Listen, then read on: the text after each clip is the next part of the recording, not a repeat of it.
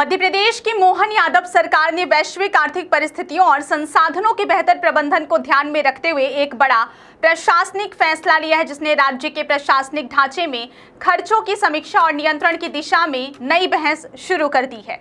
इसी क्रम में सामान्य प्रशासन विभाग द्वारा जारी एक सर्कुलर के तहत अब राज्य के वरिष्ठ अधिकारियों के अनावश्यक और गैर जरूरी खर्चों पर सख्त रोक लगा दी गई है। सरकार का उद्देश्य यह सुनिश्चित करना है कि सार्वजनिक धन का उपयोग केवल अत्यंत आवश्यक कार्यों और जनहित से जुड़े उद्देश्यों के लिए ही किया जाए।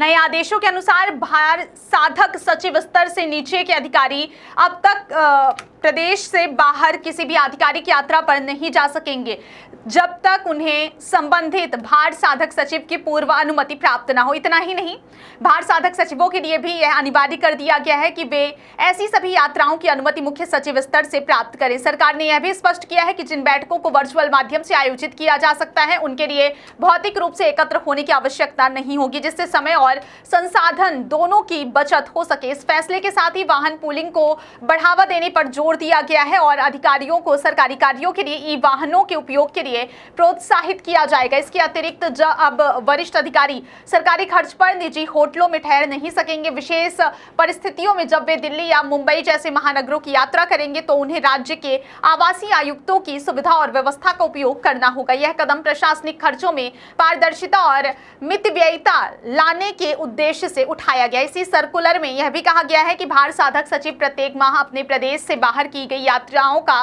पूरा विवरण मुख्य सचिव को उपलब्ध कराएंगे ताकि सभी गतिविधियों पर निगरानी बनी रहे। इसके अलावा सरकार ने सार्वजनिक परिवहन के उपयोग को भी बढ़ावा देने का निर्णय लिया है, जिसके तहत अधिकारियों को कार्यालय आने जाने के लिए भी निजी वाहनों की बजाय सार्वजनिक परिवहन संसाधनों के उपयोग के लिए प्रेरित किया जाएगा।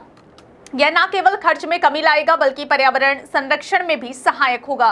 वहीं कृषि क्षेत्र से जुड़े निर्देशों में किसानों को जैविक और प्राकृतिक खाद के उपयोग के लिए जागरूक करने की बात कही गई है। इसके लिए कृषि विभाग को व्यापक जन जागरूकता अभियान चलाने के निर्देश दिए गए हैं। ऊर्जा और ईंधन की बचत को ध्यान में रखते हुए खाद्य एवं नागरिक आपूर्ति विभाग को पीएनजी नेटवर्क के विस्तार में तेजी लाने और उज्ज्वला योजना के लाभार्थियों सहित सामान्य एलपीजी उपभोक्ताओं के डुप्लीकेट कनेक्शनों की पहचान कर उन्हें निरस्त करने के निर्देश भी दिए गए हैं। इसके साथ ही सभी सरकारी भवनों में सौर ऊर्जा के अधिकतम उपयोग को अनिवार्य रूप से बढ़ावा देने की बात कही गई है ताकि राज्य ऊर्जा आत्मनिर्भरता की दिशा में आगे बढ़ सके। खनिज विभाग को भी निर्देशित किया गया है कि जिन महत्वपूर्ण खनिजों के आयात पर विदेशी मुद्रा का अधिक व्यय होता है, उनकी लीज और अनुमति प्रक्रियाओं को प्राथमिकता के आधार पर शीघ्रता से पूरा किया जाए। सरकार का यह पूरा कदम एक व्यापक प्रशासनिक सुधार और खर्च नियंत्रण नीति के रूप में देखा जा रहा है, जिसका उद्देश्य संसाधनों का बेहतर उपयोग और प्रशासनिक कार्यप्रणाली में दक्षता लाना है। उल्लेखनीय है कि इससे पहले देश के प्रधानमंत्री नरेंद्र मोदी ने भी ईंधन और संसाधन संरक्षण को कई बार सार्वजनिक अपील की है, जिसके तहत वाहन पूलिंग और